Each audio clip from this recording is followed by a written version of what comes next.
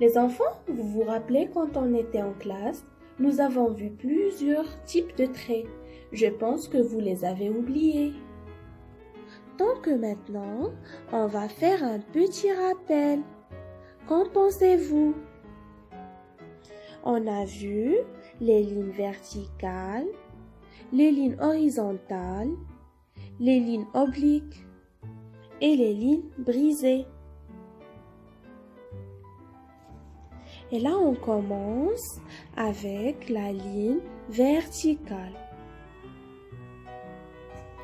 Vous vous souvenez quand on a tracé les lignes entre les bandes et aussi sur les ardoises? On a bien collé les bandes d'une façon verticale. Mais là, chez vous à la maison, vous pouvez aussi réaliser et garder une trace du geste par une diversité d'outils.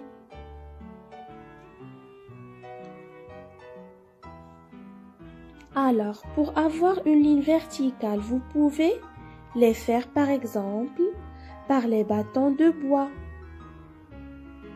ou bien à l'aide des pailles. Alors les enfants, vous pouvez vous entraîner chez vous à tracer des traits verticaux, mais avant tout, vous pouvez essayer à l'air avec le doigt.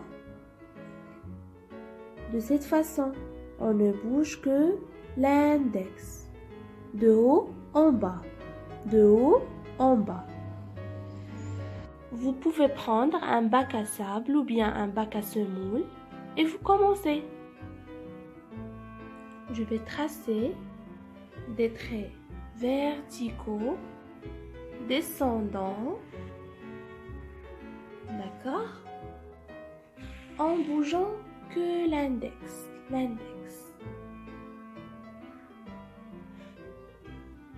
Et voilà le résultat. Les traits verticaux sont réalisés.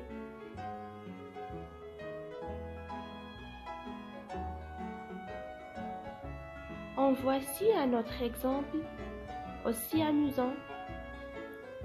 Si vous avez des pailles ou bien des bâtons de bois, vous prenez aussi la pâte à modeler et vous mettez des petits trous avec le doigt, comme ça.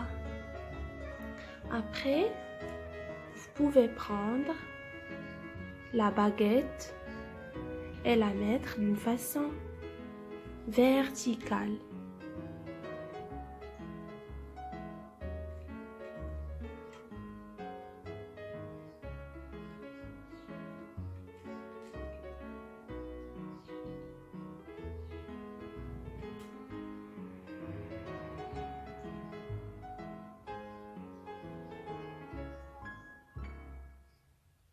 Aussi, vous pouvez varier les supports, les matières ou bien les outils pour réaliser les traits verticaux.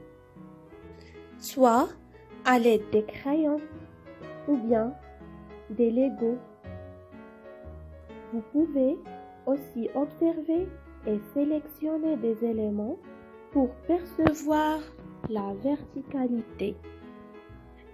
Et maintenant les enfants, vous allez vous mettre debout en position verticale et vous faites comme ces deux enfants. Très bien. Aussi, vous pouvez observer les lignes verticales et les représenter avec vos corps. Comme vous pouvez les tracer à l'aide de la peinture ou bien des crayons feutres.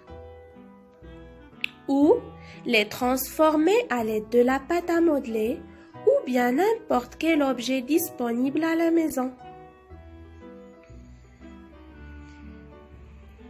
Aussi, vous pouvez graver les lignes verticales à l'aide de la semoule ou bien de sable. Maintenant, voyons cette image.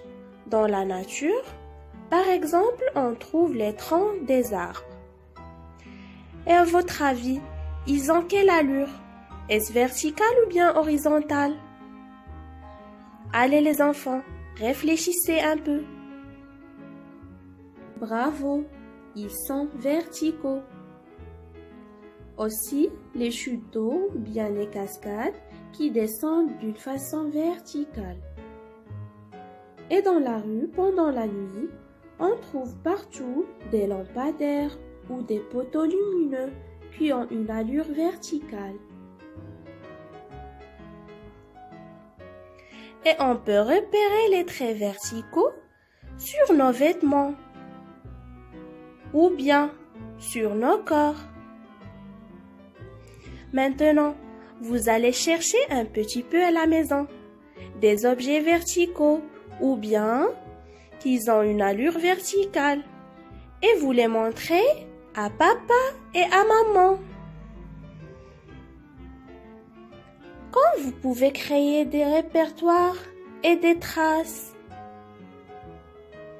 et positionner des images dans le bon sens vertical pour réaliser enfin un mur d'images variées. Merci les enfants et à la prochaine fois.